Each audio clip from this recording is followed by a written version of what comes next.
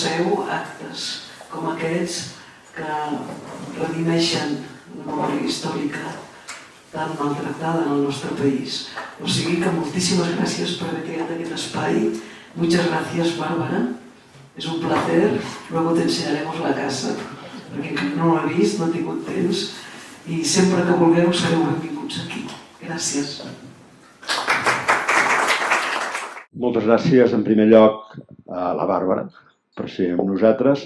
Moltes gràcies a l'Ateneu per acollir-nos en un lloc que, a més, vam voler que fos amable, que fos un lloc recollit, que fos un lloc envoltat de paraules, com és aquest saló de l'Ateneu.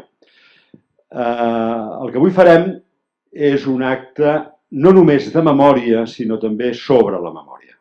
Des del Memorial Democràtic, que, com sabeu, té la funció, diguem-ne, atribuïda per la Generalitat de Catalunya de preservar i divulgar la memòria d'uns anys especialment terribles, especialment densos en la història de Catalunya, però en la història de tota Europa, com són aquells que van des del començament dels anys 30 fins a ben entrats als anys 70, pel Memorial Democràtic fer memòria és una obligació i pensar sobre la memòria una necessitat.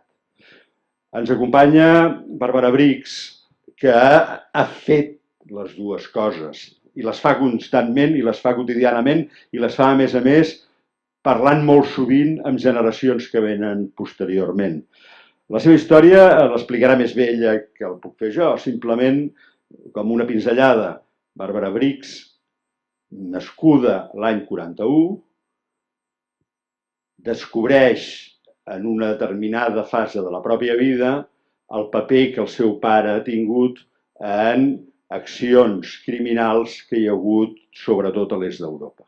I això, en un cert sentit, no només modifica la seva vida, sinó que l'empeny a un nou sentit per a aquesta vida. Dir, abans de començar la conversa, que una excusa per fer-la, no en caldria cap, però una excusa per fer-la, és que Bàrbara Brix ha publicat un article que els recomano molt especialment, que es diu La història en nosaltres, crims nacionalsocialistes, què hi tinc a veure?, a la revista que de manera digital publica el Memorial Democràtic i que en aquests precisos instants està ja en la seva nova edició a disposició de tots vostès. L'hauran de buscar a través de les xarxes, però els hi recomanem d'una manera molt especial aquest article, el conjunt de la revista, que en aquest cas té per centre de reflexió i de presentació el paper del testimoni.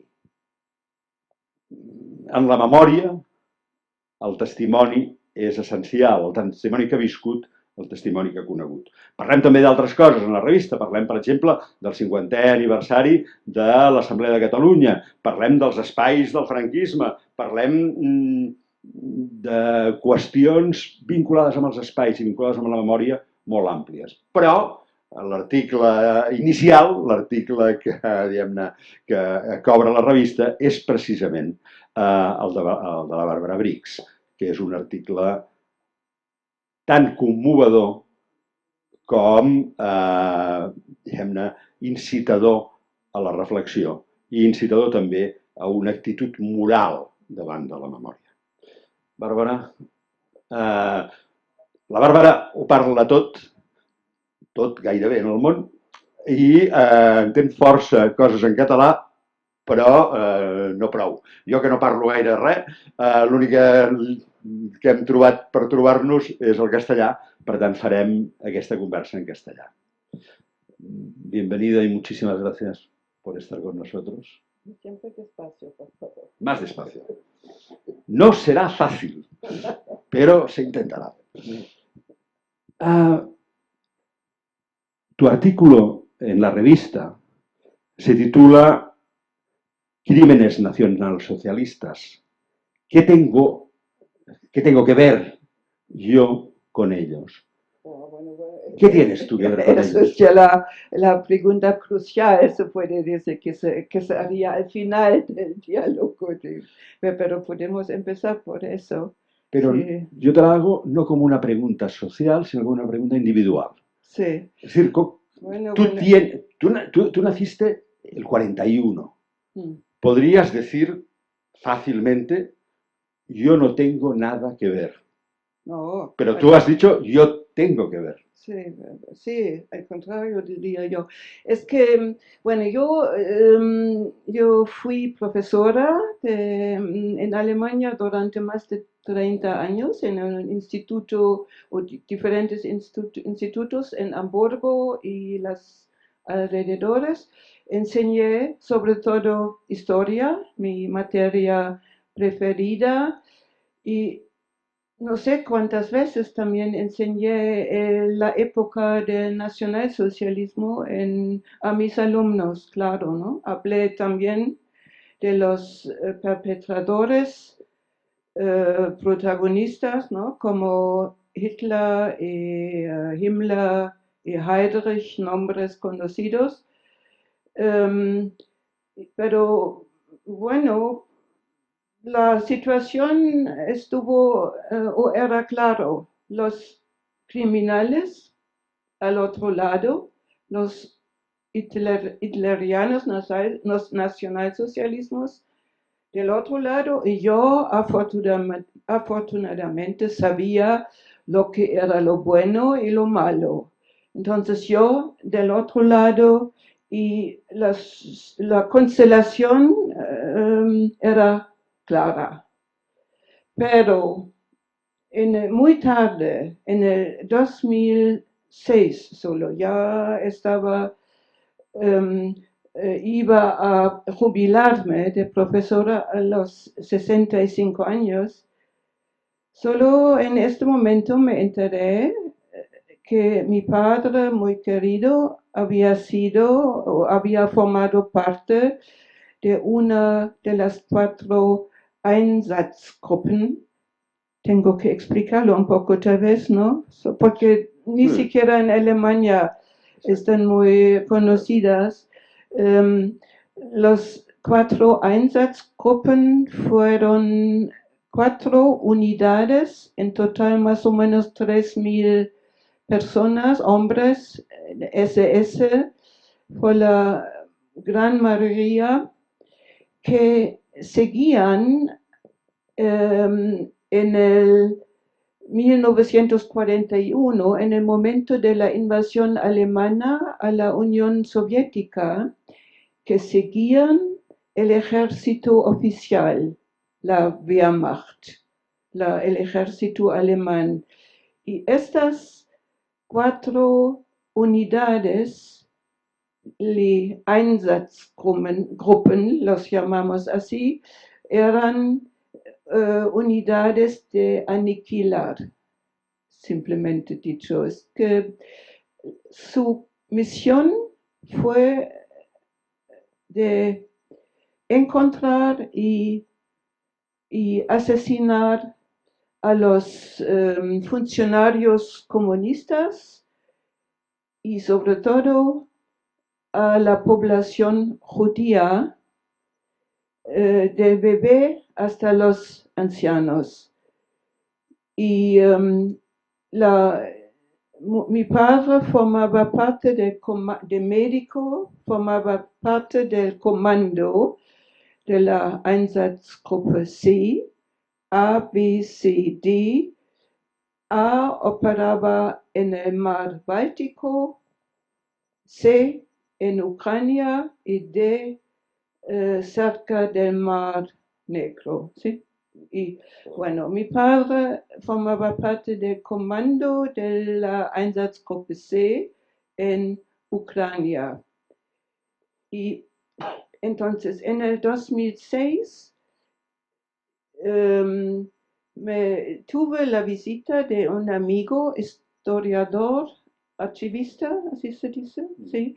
Y él me preguntó de repente, así, de un momento al otro, Bárbara, ¿sabías tú que tu padre formó parte de una de las Einsatzgruppen. Y no tenía idea. Y de verdad fue un choque tremendo para mí, a pesar de que yo tampoco sabía mucho de las Einsatzgruppen, pero sí había visto una exposición muy controvertida, se dice, sí, en Alemania en los años 90, una exposición itineraria que mostró por primera vez que también la Wehrmacht, el ejército oficial de Alemania, había sido involucrado en los crímenes en el este de Europa. Y había muchos alemanes que no podían o no querían creerlo, y al final cerraron la exposición y lo pusieron aparte, lo encerraron, se puede decir, porque tan fuerte fue la crítica y la oposición en contra de esta verdad que muchos no querían conocer. Solo para terminar eso, en este momento entonces descubrí que yo con mi padre ya no me podía sentir en seguridad, puede decir, ¿no? Es que ahora el nacionalsocialismo se convirtió en algo muy personal y no algo de otro campo, ¿no? Y a partir de este momento empecé, o casi enseguida, empecé a investigar, pero también a reflejar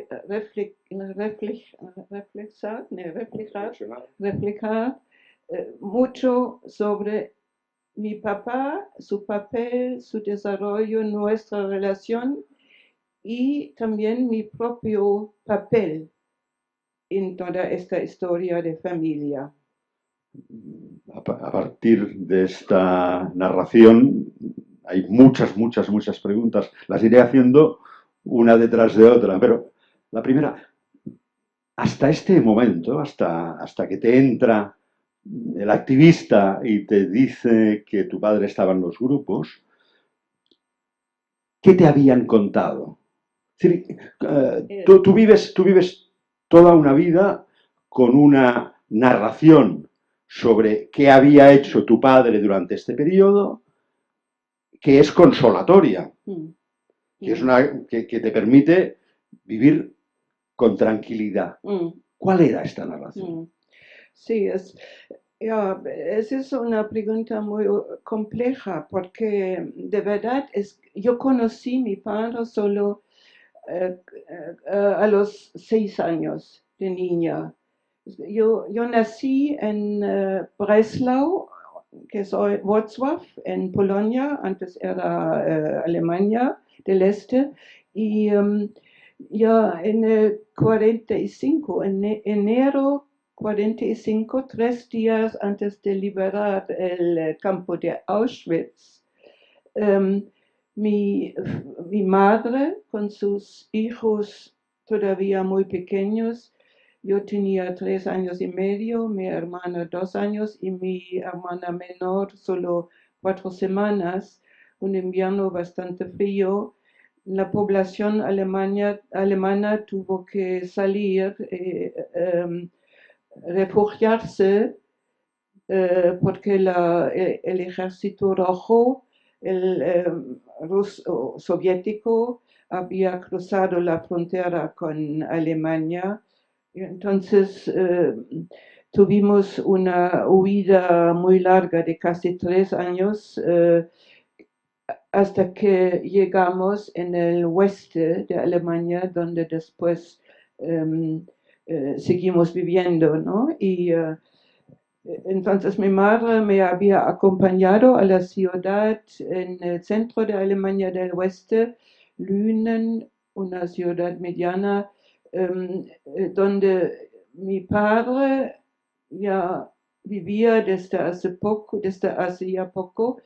Él venía del internamiento americano en el sur de Alemania y yo entonces de esta larga vida yo a los 6 no lo conocía y él tampoco me conocía a mí y solo veía a un hombre en una silla con ruedas, pero los dos totalmente desconocidas el uno mutuamente y fue difícil al inicio, pero con el tiempo nos adaptamos y durante mi niñez y mi juventud tuvimos una muy buena relación. Fue para los hijos, fue un educador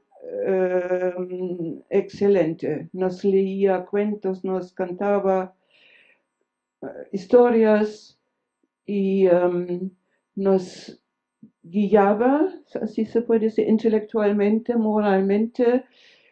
Y bueno, fue el ejemplo moral y intelectual para nosotros los hijos. Un poco rígido tal vez de vez en cuando, pero muy buen padre.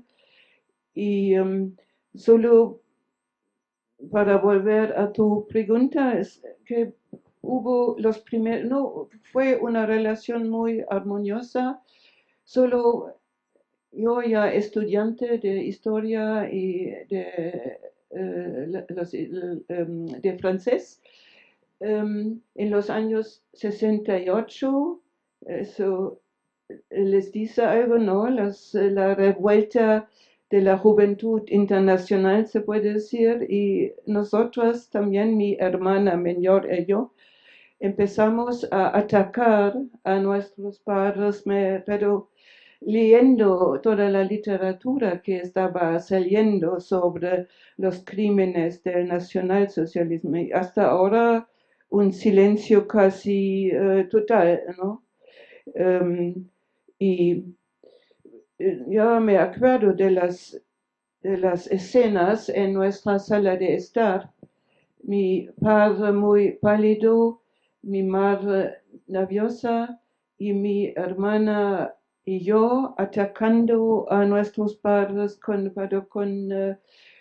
una agresividad y sin compasión, se puede decir, ¿no? Asustadas, pero también, así lo veo hoy yo, en este momento me sentía orgullosa, ¿no? De tener el coraje de atacar, criticar a las autoridades paternales, así, pero hoy lo veo de manera diferente, que no fueron preguntas sinceras, ¿no? En el fondo no querían conocer la verdad personal, digamos, sobre todo de mi padre. Y claro que en este ambiente de inquisición, ya casi se puede decir, mis padres no podían contestar de manera verdadera, personal, auténtica, ¿no? Y entonces esa escena se repitió algunas veces y después dejamos caer el tema porque mi madre nos pidió de terminar, si no ella temía que su marido hiciera un infarto, ¿no? Fueron tan violentas las escenas y después nunca más hablamos de este tema. Dos cosas que has dicho que se juntan, ¿no? Es decir, buena parte de la población alemana vive desde los años 50 con una narración exculpatoria en términos personales. Esto fueron ellos, no fuimos nosotros, fueron ellos. Y hay un momento en que aparecen cosas, por ejemplo, la exposición de la que hablabas, y la gente no quiere saber, prefiere no saber. Tú misma decías, preguntaba, pero no sé si quería saber. Cuando te llega la primera información clara de que tu padre ha tenido responsabilidades grandes, la tentación de no saber, la tentación de tal vez sí, pero no quiero saberlo, ¿la tuviste o inmediatamente dijiste voy a investigar, voy a saber? Bueno, en el primer momento el choque fue tan grande que no podía imaginármelo y menos todavía podía imaginar a mi padre dentro de todas estas situaciones sangrientas, ¿no? Lo que había leído en los libros, pero muy rápido sentí que quería saber, conocer la verdad. Yo, como soy, no podría vivir unas dudas o unas especulaciones, ¿no? Especulaciones, sino al contrario, quiero saber lo que ha pasado, después enfrentarme con estas informaciones. Y justo en este momento, después de jubilarme, empecé a trabajar de voluntaria en un memorial de Francia, cerca de aquí, Rives Altas, tal vez lo conocen. Todavía no existía como memorial, pero se estaba preparando. Y yo entonces trabajé durante un año en la oficina y también hice visitas a alumnos, a adultos que querían ver el campo, las barracas impresionantes hasta hoy. Y justo en este momento salió en Francia, en París, en el Memorial de la Shoah, la primera exposición del padre Patrick Desbois, que estaba empezando a investigar en Ucrania las fosas comunes que los alemanes habían dejado al final de la guerra. Y él entonces también investigó, interrogando a los últimos testigos en los pueblos alrededores. Y la exposición entonces en París mostró los primeros resultados de sus investigaciones y me fui, claro, me quedé un día entero en la exposición y tuve que darme cuenta de los detalles de las actividades sangrientas de la Einsatzgruppe Sí. Y sobre todo me asustó como un calendario del mes de agosto 1941, poco después de la invasión alemana en Ucrania. Y este calendario mostró con una precisión tremenda lo que pasó, lo que había pasado durante solo este mes, que cada día o cada 2 días salieron los comandos a otros pueblos en los alrededores de Kiev, de la capital, buscaron a los judíos que vivían en el pueblo, de los chiquitos hasta los mayores, y los asesinaron. Y con una sistemática terrible. Y cada día entonces en este calendario el nombre del pueblo y el número de los muertos, 100, 400, 500, etcétera, etcétera. Y al final, hasta noviembre del 1943, hasta que se retiraban las tropas alemanas, habían asesinado esta sola unidad, Einsatzgruppe C, 771.000 judíos o gente, también gitanos y enfermos psíquicos, pero sobre todo judíos. Y solo para terminar eso, entonces ahora tenía que investigar lo que había hecho mi padre en este contexto, ¿no? Y yo me enteré del recorrido del comando de la Einsatzgruppe C de la frontera hasta la capital, Kiev, y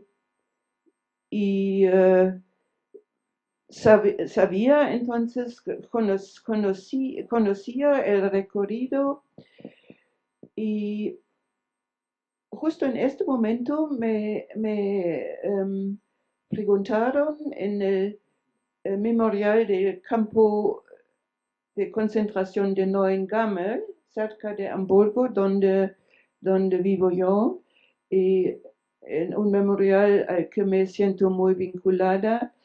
Ellos me ayudaron mucho en mi investigación, pero sobre todo me animaron a hablar y escribir sobre eso, y me pidieron en este momento de apuntar lo que yo sabía para un artículo. Iban a publicar un libro sobre los perpetradores, sobre todo los descendientes de perpetradores. Entonces yo escribí el artículo, y mi conclusión al final fue, eso fue en el 2013, y mi conclusión fue, yo sé ahora que mi padre formó parte del comando, que seguramente se ha enterado de todo que pasó, pero no puedo imaginarme, y tampoco creo que él estuvo presente en uno de los actos de exterminación, y menos todavía que él participaba fusilando a gente. Eso fue mi conclusión. Yo entregué el artículo en Neuengamme, y solo pocos días después tuve la visita de un periodista holandés que quería hacer una película sobre Reinhard Heydrich, uno de los grandes protagonistas, jefe de las SS. Y bueno, este periodista quiso entrevistarme, y yo, como era muy simpático, yo dije que sí. Y ya en el momento de despedirse, sacó una hoja de papel y me preguntó, ¿usted conoce eso? Y ya vi, en el primer momento vi el nombre entero de mi padre, el médico Dr. Peter Kröger, y el contexto fue un interrogatorio que ya se había hecho en el 46, después de la guerra, en uno de los grandes procesos en contra de las Einsatzgruppen. Y en este contexto habían interrogado a uno de los comandantes, y él contó justo el día 17 de julio de 1941, dos semanas solo después de entrar en Ucrania, se había hecho el primer asesinato de unos cientos judíos de la ciudad de Lemberg, Lviv, hoy es Lviv en Ucrania, en el oeste de Ucrania. Y entonces este comandante tuvo el orden de aniquilar, asesinar, fusilar a 200 judíos. Él trató de negarse a esta orden, pero no pudo. Y entonces por eso, así dice, invité al médico de la Einsatzgruppen que por su presencia pueda garantizar que todo se pasara bien en orden de manera higiénica. Y así tuve la primera prueba que mi padre también había estado presente. Después encontré otro documento en otra ciudad, en Zitomia, cerca de Kiev, y al final del mes de septiembre del mismo año 41, yo sabía que en Kiev se ha hecho el más grande masacre de todos, de 33.761 personas judías, solo judías, en la ciudad de Kiev, en el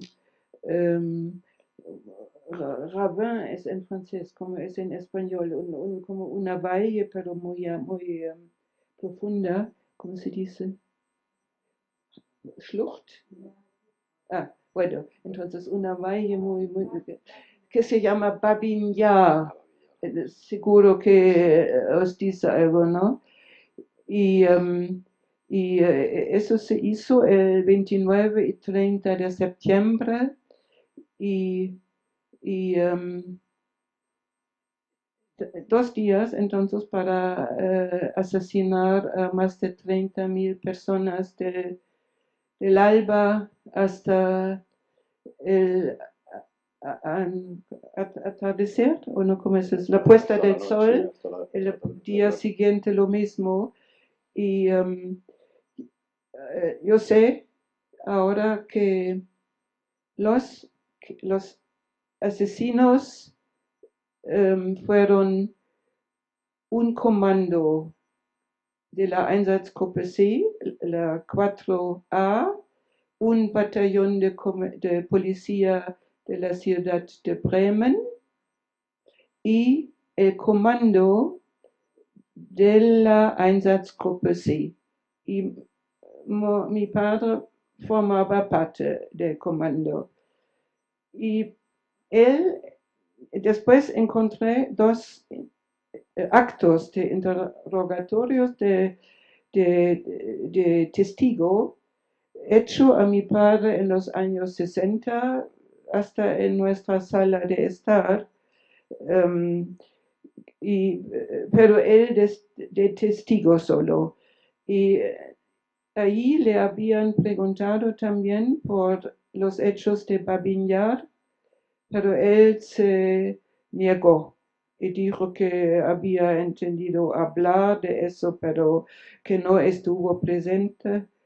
Pero eso me parece ser una mentira hoy, porque es casi seguro que por lo menos estuvo en Kiev y enseguida después, digamos en octubre, tuvo vacaciones para volver a Breslau, donde yo había nacido, y para saludar a su primera hija. Y yo creo hoy que por la vecinidad de estos 2 eventos, ¿no? Babin Yar, mi nacimiento, la visita de mi padre, que se hizo como un vínculo secreto que vincula estos eventos y que me parece hoy como una transmisión intergeneracional, porque como mi padre nunca ha de verdad analizado y reparado su culpabilidad,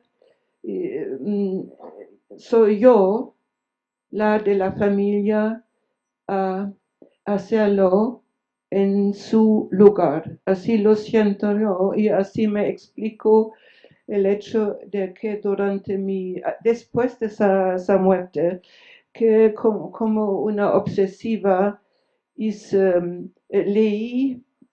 solo leía libros sobre los crímenes nacionalsocialismo y hice muchísimos proyectos con mis alumnos, siempre con el mismo tema. Hice investigaciones en Hamburgo, comandos del campo de Neuengamme, escribí un libro sobre un profesor judío de mi instituto, etcétera, etcétera. En parte ya has dado la respuesta a lo que quería preguntar, que es una pregunta un poco abstracta, porque venimos de hechos muy concretos y muy dolorosos, ¿no? La pregunta en abstracto sería, ¿la memoria se hereda? Pero memoria se hereda, pasa de padres sí, a hijos. Sí. Y cuando hablo de la memoria, no hablo fundamentalmente del conocimiento, sino de la responsabilidad. Es decir, Sí. el hijo y el nieto de una víctima es víctima, el hijo y el nieto de un responsable es responsable. ¿Hasta cuándo? ¿Y cómo? Es decir, tú te sentiste responsable. Sí. ¿Eres tú que te sentiste responsable o crees que la responsabilidad se transmite de padres a hijos? ¿Para bien o para mal? Sí, en los dos casos creo, pero yo por lo menos hoy espero poder terminar por lo menos con esta historia individual, ¿no? Y no de heredarlo a mi hijo todavía, ¿no? Por ejemplo, ¿no? Pero bueno, tengo tal vez añadir todavía otra cosa, es que cuando estuve en el memorial de Ribesaltas, y para mí fue un año maravilloso. Es que y después de enseñar historia durante tantos años, viví por primera vez, se puede decir, concretamente lo que era historia, es sobre todo historia dentro de uno mismo. Es con los testigos, los descendientes, por ejemplo, de los refugiados catalanes españoles de la República Española que se habían refugiado a Francia y puestos en los campos de las playas, ¿no? Pero muchos de los descendientes se habían querido en Francia y vinieron al memorial de Ribesaltas. Tuve entonces muchas posibilidades de hablar con testigos, con descendientes, y en sus narraciones se sentía todavía la tristeza o el dolor o también lo que es colère. La ira. ¿Cómo? La ira, la cólera.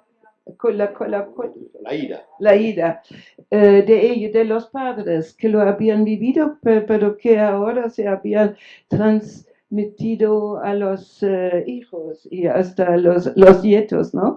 Y me di cuenta que historia no es solo algo de los libros o de la narración, sino algo vivido.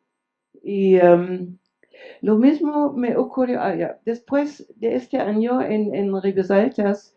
Fue tan triste de tener que volver a Alemania que en el tren, hasta en el tren de regreso, solicité por unas prácticas en otro memorial y yo pude escoger entre Bélgica y Polonia, pero también hubo la oferta de parte del Memorial Democratic. Y enseguida me aceptaron y hice entonces en el año siguiente unas prácticas primero en el Museo del Exilio, en la Jonquera, en el MUME, y enseguida después vine a Barcelona, al Memorial Democratic, y con Gemma tuvimos, y los demás de esta época también fue una época tremenda para mí, ¿no? También con testigos y la historia vivida, se puede decir, ¿no? Una pregunta que tengo en la cabeza desde el principio, pero que no sé cómo hacerla. Tú contabas cómo era tu padre cuando tú eras pequeña y es un muy buen padre. Y es una persona culta, una persona sensible, una persona magnífica. Y seguramente no es falso, no es una mentira. Era así. Pero también era así en Babillar. ¿Qué había pasado para que alguien que era probablemente bueno, alguien que tenía una sensibilidad humana, que tenía una cultura, qué había pasado para que llegase a Babillar? No qué había pasado en el mundo, qué le había pasado a él, para que alguien así, con esta materia prima humana, pueda llegar a Babillar.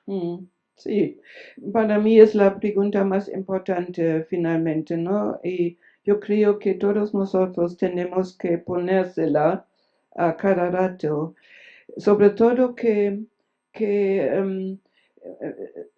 con frecuencia se dice la gente que votó a Hitler fue gente pobre de la burguesía pequeña que temía por su situación económica.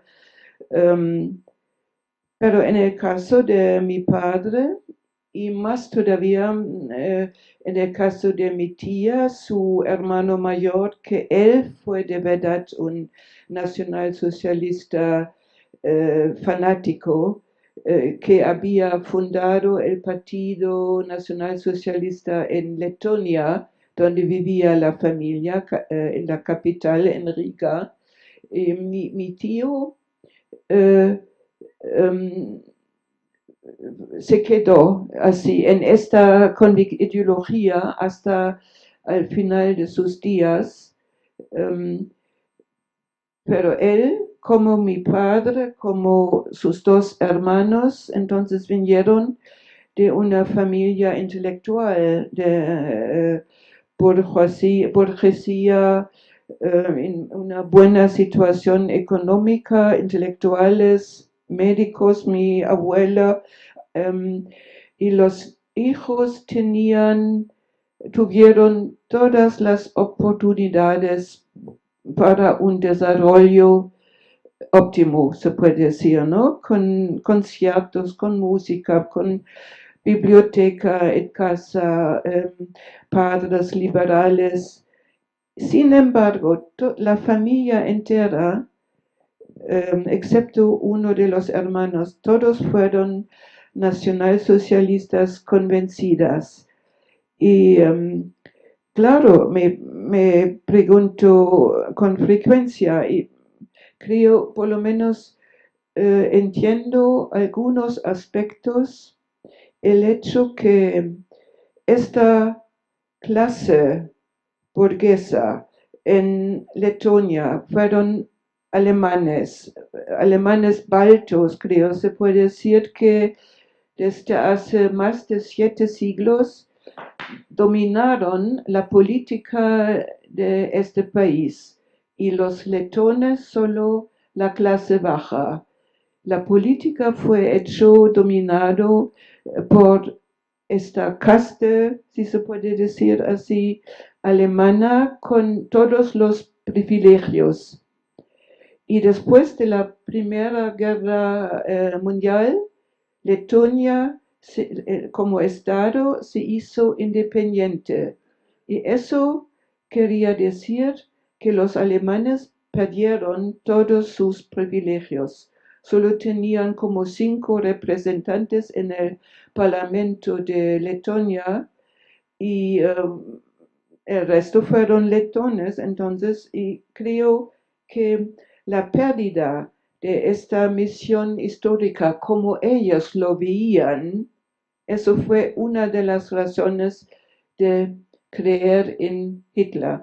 Por ejemplo, mi abuela, yo tengo cartas de su mano donde dice, Hitler nos da una nueva misión histórica a los alemanes baltos, ¿no? Para colonizar y cultivar los países más al este en la anterior Unión Soviética. Así fueron las ideas de los nacionalsocialistas.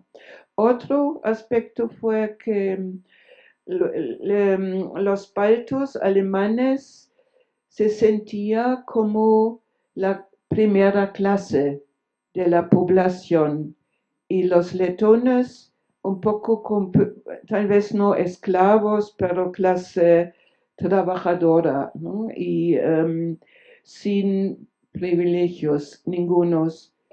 Y creo que esta jerarquía racial, si se puede decir, correspondía mucho con la ideología racial de las SS. Y los alemanes baltos se sentían como verdaderos arios, ¿sí?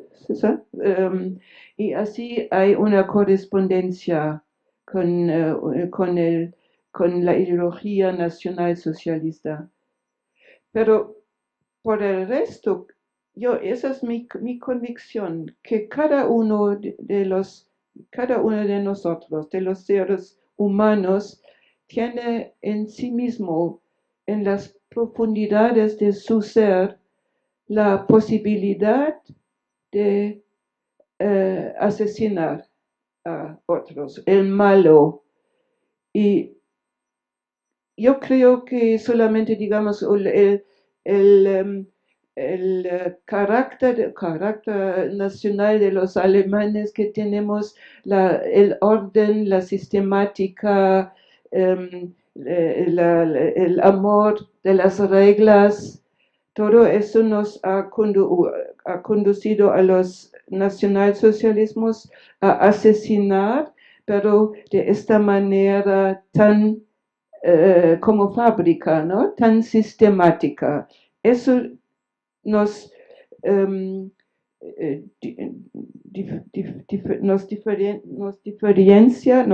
diferencia, tal vez de las otras naciones, pero la posibilidad del malo, eso existe en cada uno de nosotros. Esta es mi convicción profunda ahora. A veces desde aquí, desde Cataluña, desde España, hemos visto con admiración comparada cómo Alemania, después del 45, reconoce su pasado, se relaciona de una manera clara, mantiene la memoria de los crímenes y, digamos, cuenta a hijos y nietos lo que ha pasado.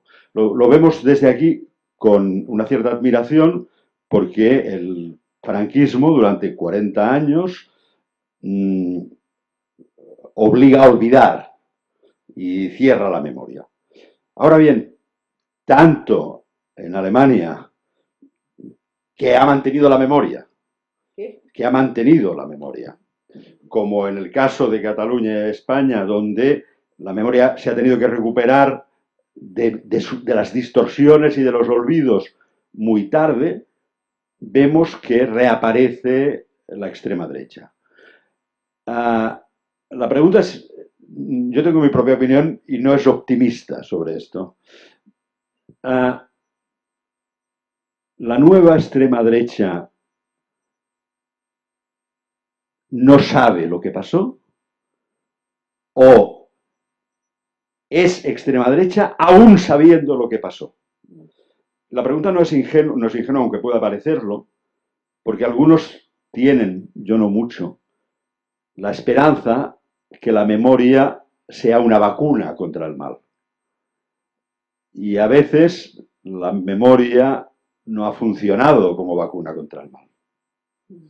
Sí, sí. Bueno, primero tengo que corregirlo un poco. Es que primero yo no pienso que merecemos admiración en Alemania porque durante años 40, 50, 60, como casi 30 años también hubo un silencio casi entero, ¿no?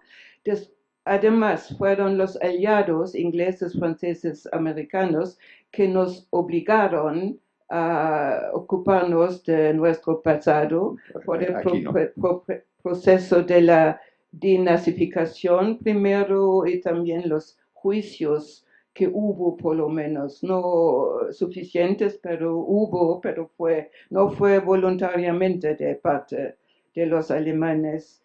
Y bueno, hoy es verdad que tenemos muchos monumentos, muchos memoriales, muchos seminarios, mucha enseñanza sobre eso. Eso es verdad, pero para mí es solo la parte oficial. Eh, la fachada, ¿sí? ¿Fachada? Fachada, la fachada.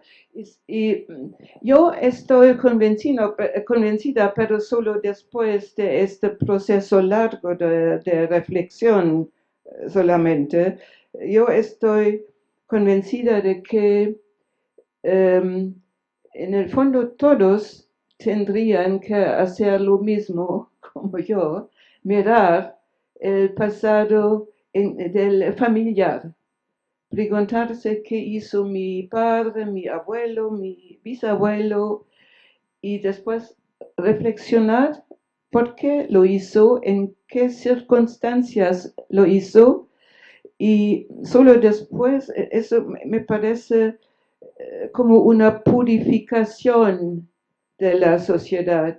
Y si no, en el fondo siempre queda este humo de lo que nació finalmente el nacionalsocialismo. Y tengo como una prueba de eso, es que cuando, eso fue en el 2014, me invitaron en el Memorial de Neuengamme, me invitaron a mí a hablar por primera vez en público sobre mi historia de familia. A mí y a un amigo que se llama Ulrich Ganz. Él también vive en Hamburgo, de la misma edad más o menos, y él tiene más o menos el mismo destino como yo. Su padre fue miembro de la Einsatzgruppe B en Bielorrusia y él todavía más involucrado que mi padre. Entonces Ulrich y yo estuvimos en el podio en el Memorial de Neuengamme, nos entrevistaron y el público solo eran detenidos, ancianos del campo de concentración de Neuengamme y sus familiares. Y se pueden imaginar cómo fue, ¿no? Como la impresión que tuvimos y es que estuvimos con mucho miedo y nerviosidad por lo menos.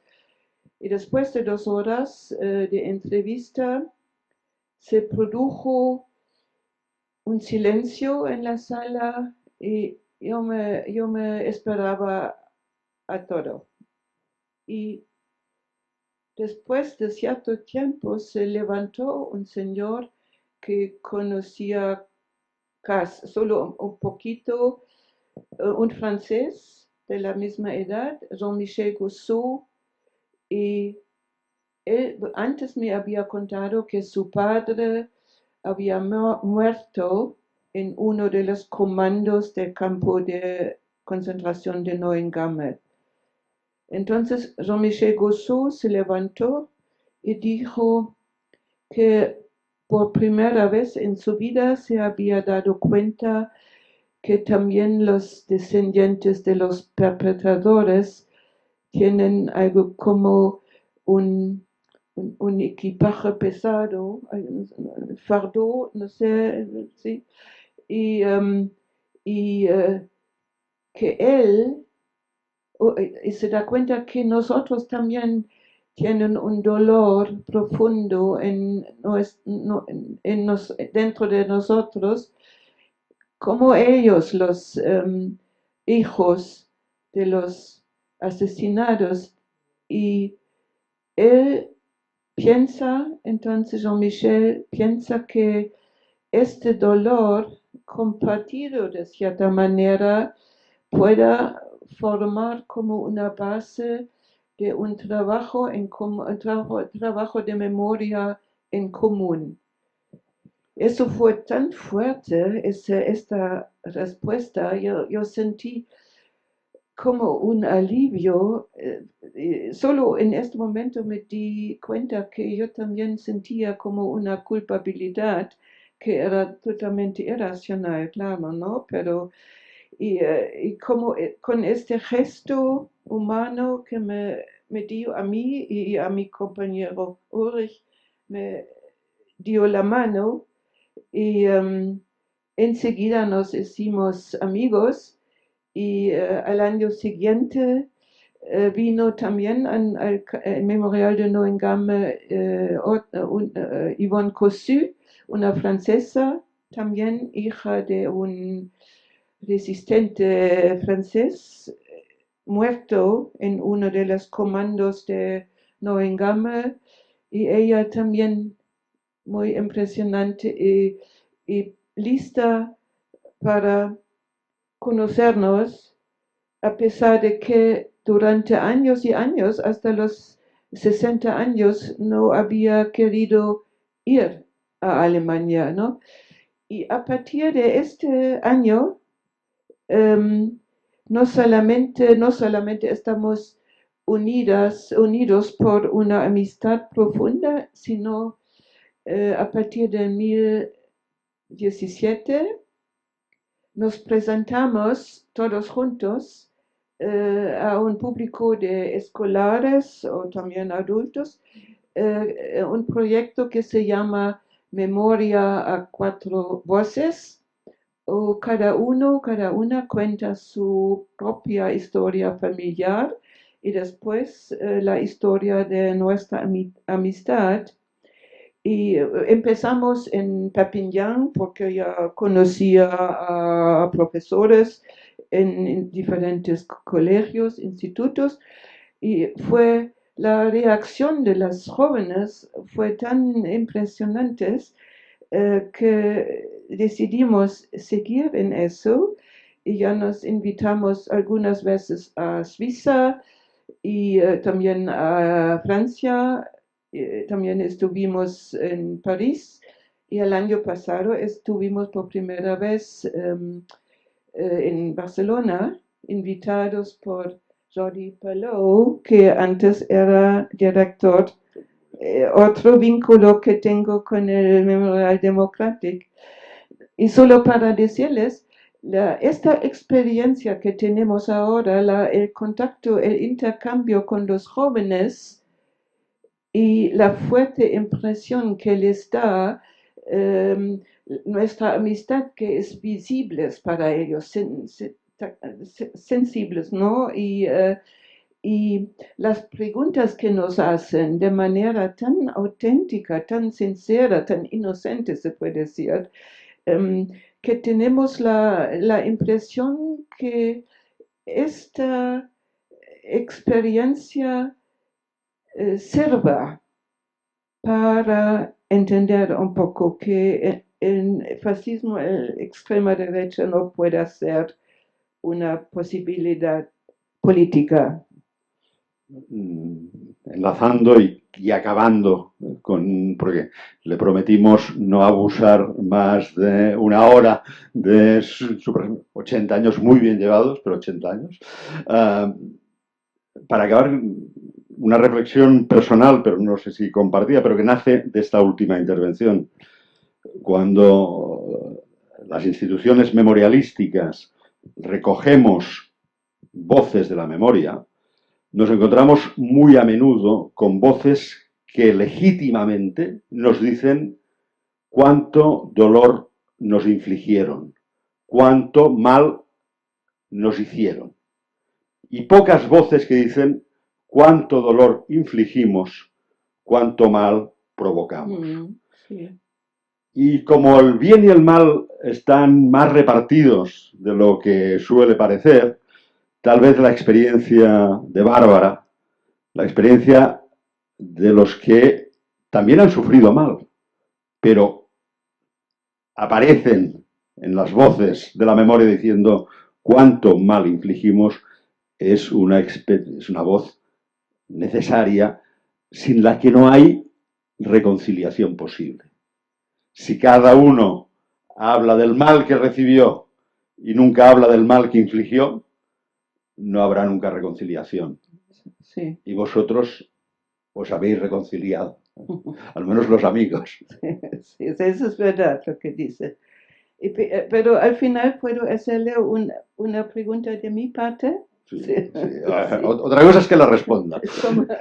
Es como yo, cuando vine por primera vez a Barcelona y cuando conocí el Memorial Democratic, fue pura admiración, de verdad, ¿no? Durante 2 años pude observar, como yo vuelvo cada año a Ribesaltas, Perpiñán, después a Barcelona, y pude observar un cambio tremendo dentro de 2 años. Todos los memoriales, los monumentos en Cataluña, por lo menos, crecieron como hongos, ¿no? de la tierra, ¿no? Fui también a los memoriales del Ebro y por todas partes. En Portbou, qué cambio con Walter Benjamin, ¿no? Que estuvo totalmente desconocido cuando vine la primera vez, ¿no? Y entonces, plena admiración para el Memorial Democratic cuando vine en el 2009 fue. Y desde allí vuelvo cada año, siempre sigo en contacto con Gemma, la pedagógica del Memorial Democratic, pero con cierta tristeza tengo que observar que los directores cambian cada 2 años. Y en mi idea, digamos, o las experiencias que tengo del trabajo de memoria en Alemania, yo creo que lo más importante del trabajo de memoria es confianza entre la gente que participa o que está involucrada y también formar un equipo estable está para seguir con éxito. Y entonces no puedo creer es una pregunta, cómo es un editorial. Necesito una explicación. Lo intento una doble explicación. No sé si duraré 2 años, ¿eh? Yo no sé si tendré la mortalidad de directores que se ha mantenido hasta ahora. Una doble explicación, una, digamos, de cultura institucional. La cultura institucional, no solo catalana, española, es una cultura institucional de muchos cambios en las cúpulas. Por ejemplo, la literatura española del 19, Benito Pérez Galdós, habla de los cesantes. Cada vez que cambia un gobierno... Despacio. Perdón. Más despacio. Cada vez que cambiaba un gobierno en el 19, cambiaban hasta los bedeles de los ministerios. Hasta el punto que los ministros decían, yo soy el interino y ellos son los que se quedan. Por fortuna también en nuestro caso, las Gemmas, las Layas, las Anas que están por ahí detrás, se quedan y los directores pasamos. Pero la segunda explicación es un poco más profunda, creo. Tiene que ver, y personalmente yo me siento heredero y amigo de todos los directores del Memorial Democrático, personalmente, esto es personal. Lo más profundo, digamos, y que va más allá del Memorial. La guerra en Alemania se acabó el 45. La guerra en España se acabó, si se acabó, el 75. Y acabó después de 40 años de, digamos, de relación entre los bandos y de relación con la memoria profundamente enferma. Esto ha hecho que la memoria, en el caso catalán y español, yo diría que más en el español en general que en el catalán, sea hoy todavía un espacio de confrontación política. Que en Alemania espero que no sea, que en Italia es un poco más de lo deseable, pero tampoco es central, pero en el caso español, la ley de la memoria que se está discutiendo ahora va en las portadas de los periódicos porque es una ley no consensuada. Es una ley que nace sobre una situación de confrontación. Yo tengo la sensación de que esta proyección de lo político, ¿por qué cambiamos los directores? Porque cambian los gobiernos. Y esta proyección de lo político sobre el ámbito de la memoria es, en el caso catalán y sobre todo en el caso español, enfermiza. Hoy podemos encontrar en los periódicos, debates sobre el franquismo que en Alemania serían inimaginables, como debates públicos. El jefe de la oposición española estuvo ayer en una misa en la que oraron por Francisco Franco Bahamonde, caudillo de España, que murió en el 75, pero que acabó la guerra física en el 39. Yo creo que esta longitud del franquismo hace que la guerra y la posguerra no sean temas cerrados, sino temas calientes, dolorosos y, digamos, con una fuerte carga política. Si me permites el uso del micrófono para hacer una proclama, yo creo que nuestra función ahora desde el memorial es ayudar a recordar, pero también ayudar a cerrar. O en términos catalanes, que no sé cómo en castellano cómo funciona, hacer el dol. No olvidar, pero hacer el duelo. Digamos, a poder convivir con la propia memoria del dolor. Es decir, nuestra función es recordar, pero también ayudar a convivir con la memoria del dolor. Y en este sentido, yo no duraré mucho, tengo 64, ya no duraré muchos años como director del memorial, pero sí que estoy convencido de que debemos entrar en una época estable en los objetivos. Si cambian las personas, es menor, pero que los objetivos y las ideas, yo creo que en este sentido, los objetivos y las ideas no se han traicionado nunca, espero. En cualquier caso, muchísimas gracias, Bárbara. Perdona si me he enrollado más de la cuenta, pero era pregunta tuya. Gràcies a la Bàrbara per estar aquí, ha estat espectacular. I gràcies a tots vostès també per ser aquí. Muchas gracias.